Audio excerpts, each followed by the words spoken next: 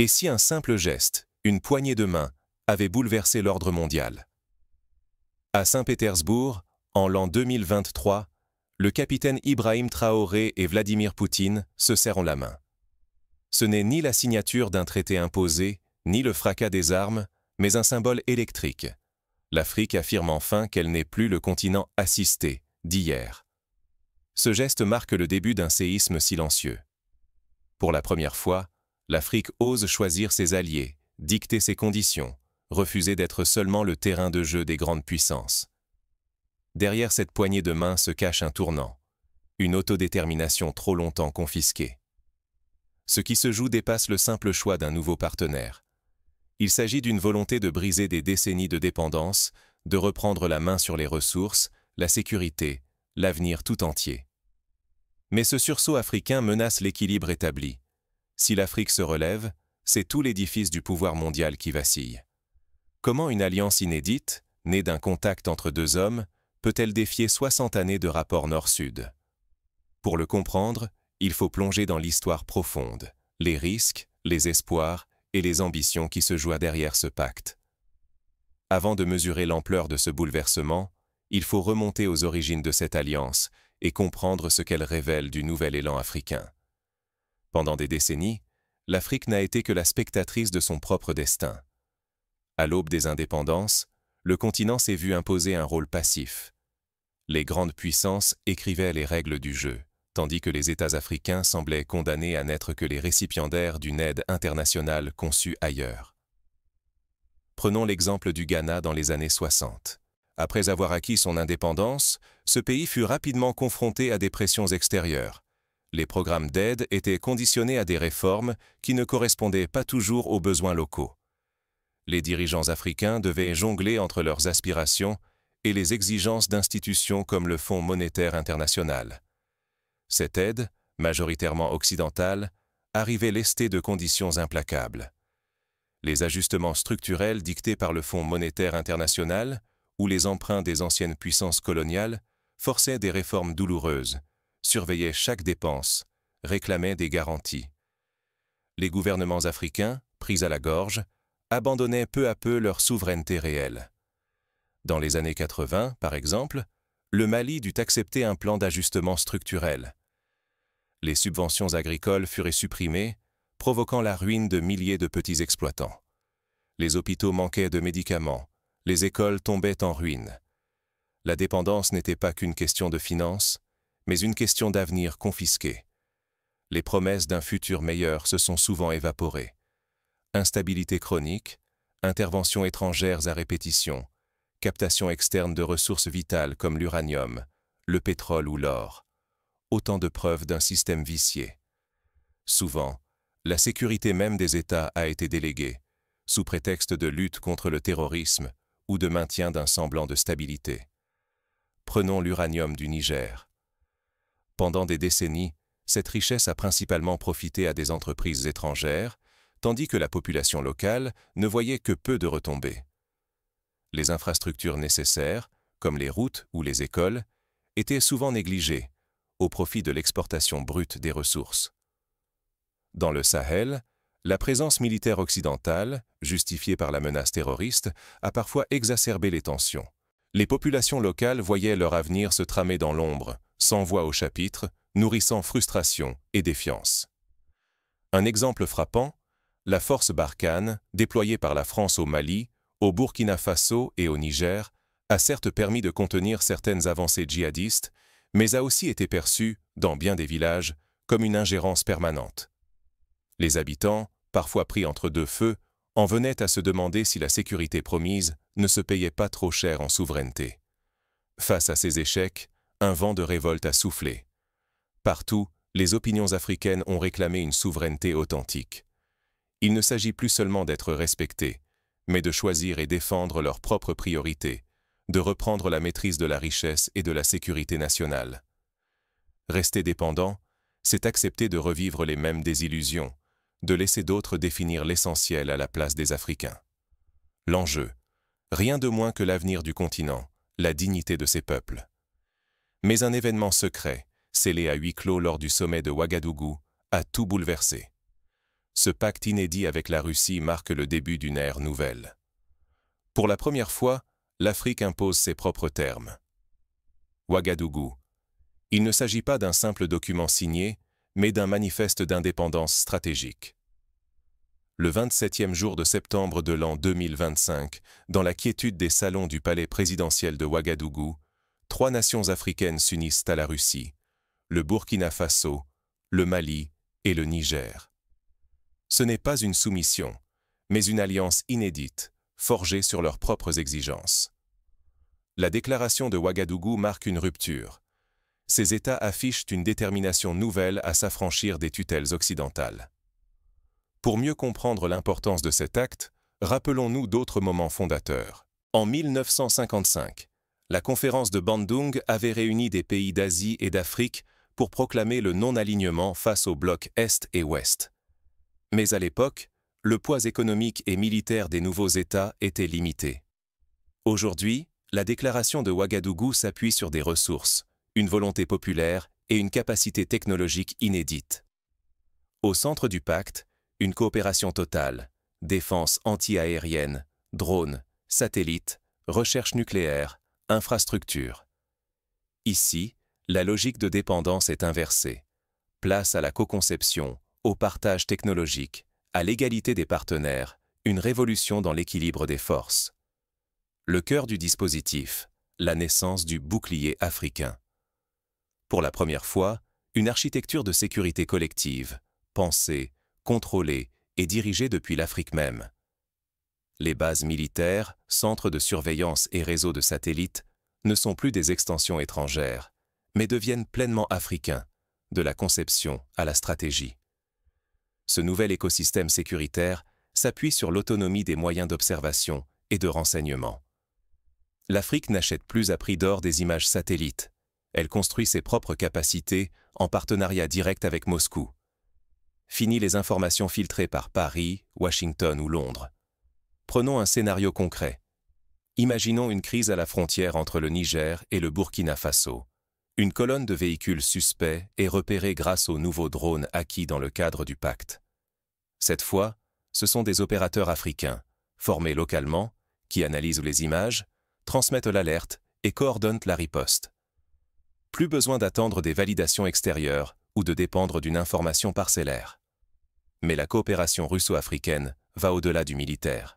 Transfert de compétences, co-développement technologique, accès à l'expertise nucléaire, tout vise à réduire drastiquement les coûts de défense jadis engloutis dans des marchés opaques. Les économies, estimées à plusieurs milliards sur 10 ans, pourront être réinvesties dans l'économie locale, l'éducation, la santé, les infrastructures. À titre d'exemple, le Mali consacre aujourd'hui près de 20% de son budget à la sécurité, une part énorme pour un pays aux défis multiples. Si les coûts sont divisés par 2 grâce à la mutualisation des ressources et à l'indépendance technologique, c'est tout un pan du budget qui pourrait être réorienté vers la construction d'écoles, de dispensaires ou d'infrastructures routières. Ce pacte est aussi un acte de foi et un saut dans l'inconnu. En rompant avec les anciens partenaires, l'Afrique risque l'isolement, la perte de certains appuis financiers et logistiques, et s'expose à l'incertitude quant à la fiabilité de ses nouveaux alliés. En quelques heures, les chancelleries occidentales réagissent avec une nervosité à peine voilée.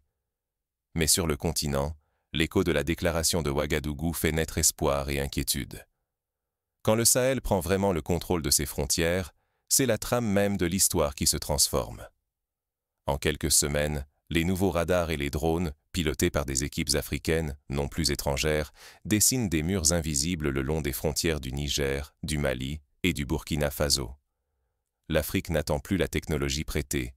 Elle la conçoit, la déploie, la perfectionne selon ses besoins propres. Un sentiment inédit parcourt les villes et les campagnes.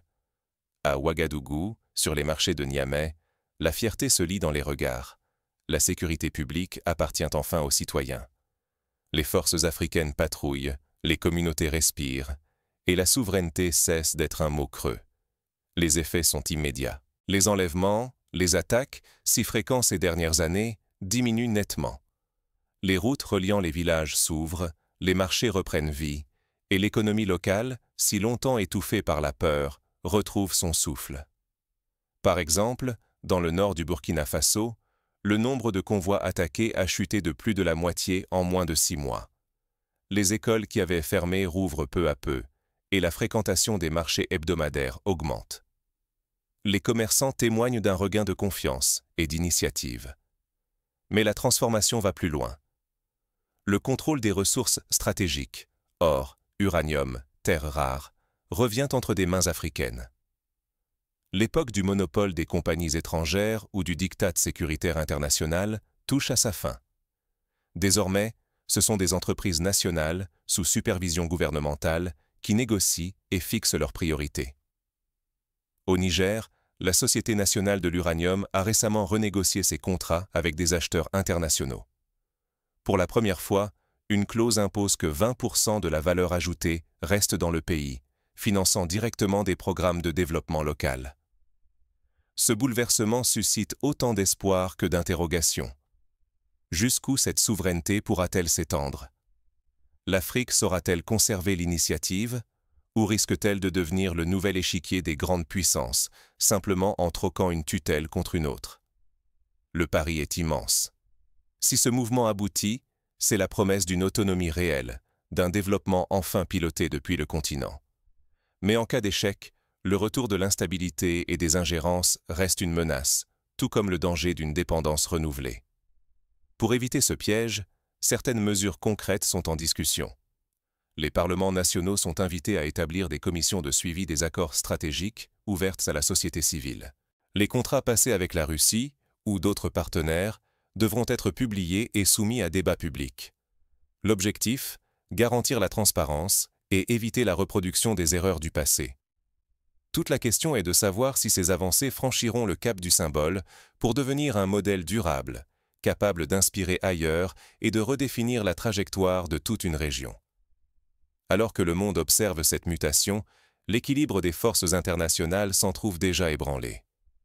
Mais chaque victoire locale porte en elle la promesse, ou le risque, d'un bouleversement global. Ce qui se joue ici dépasse une simple victoire diplomatique. C'est une révolution de la pensée de l'indépendance. Le Sahel n'a pas seulement changé de partenaire ou tenté un pari géopolitique. Il a posé les bases d'une sécurité pensée par et pour les Africains, avec une logique inédite, affranchie du regard extérieur.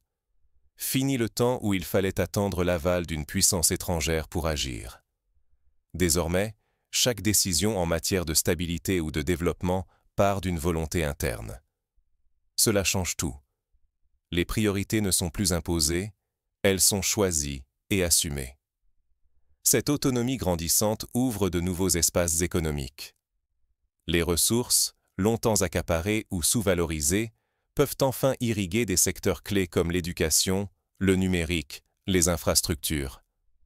Imaginez, des ingénieurs formés localement, des start-up qui naissent, des routes reliant non plus seulement les mines aux ports, mais les villes entre elles, les idées entre les citoyens. Un basculement invisible est aussi à l'œuvre. La rupture psychologique avec la résignation héritée du passé colonial. Trop longtemps, beaucoup pensaient que le changement ne pouvait venir que de l'extérieur ou que le destin africain était scellé. Aujourd'hui, l'idée même d'impuissance recule. Les nouvelles générations voient qu'il est possible de négocier d'égal à égal, d'imposer ses priorités, de refuser le statu quo.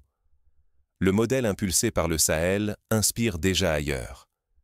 Des débats s'ouvrent au sein de la CEDEAO, en Afrique centrale, jusque dans la Corne de l'Afrique. Pourquoi ne pas adapter cette méthode pour renforcer la résilience locale, qu'elle soit économique ou sécuritaire?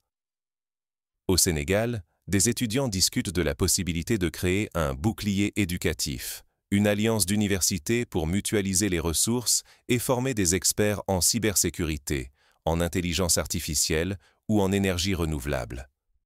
Dans les rues de Douala, au Cameroun, des entrepreneurs rêvent de bâtir des consortiums panafricains pour exploiter le potentiel du numérique, à l'abri des monopoles extérieurs. Mais chaque avancée amène ses propres risques.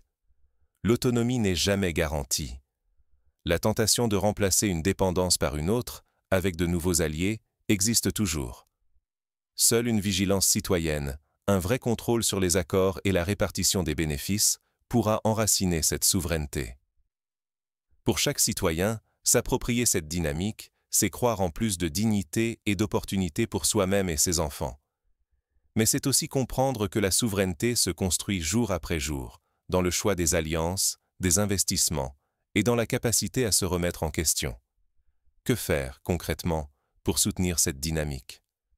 Premièrement, s'informer, comprendre les enjeux des accords, suivre les débats parlementaires, participer aux consultations publiques.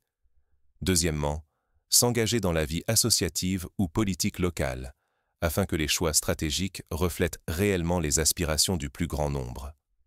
Troisièmement, encourager l'émergence d'une presse indépendante, capable de dévoiler les abus et de valoriser les réussites. Reste à voir si cette dynamique pourra résister aux pressions extérieures et aux défis internes. La révolution entamée au Sahel n'est qu'au début de son histoire. L'Afrique vient d'ouvrir le premier chapitre de son émancipation. La suite dépendra de chacun de nous, ici et ailleurs. Ce n'est pas un simple moment médiatique, ni un épisode passager. C'est le début d'une ère où l'Afrique s'affirme, refuse d'être limitée à son passé et s'empare de son avenir. Mais chaque renaissance porte ses risques. Il ne s'agit pas d'applaudir sans réserve, ni de s'aveugler devant la nouveauté. Il faut observer, interroger, soutenir, tout en restant attentif à la complexité des défis. Fermer les yeux sur cette dynamique, c'est rester prisonnier d'un récit usé et se priver d'une chance unique. Contribuer à l'écriture de nouvelles règles dans un monde en mutation, alors que l'Afrique offre une voie alternative à des décennies de dépendance. Le pacte de Ouagadougou n'est pas une revanche, ni une victoire absolue. C'est une invitation à repenser ensemble souveraineté, partenariat et développement, dans un univers où tout peut encore changer. Le vrai défi n'est plus de savoir si l'Afrique réussira seule, mais comment chacun, africain ou non, pourra s'inspirer de cette transformation pour réinventer sa propre vision du futur.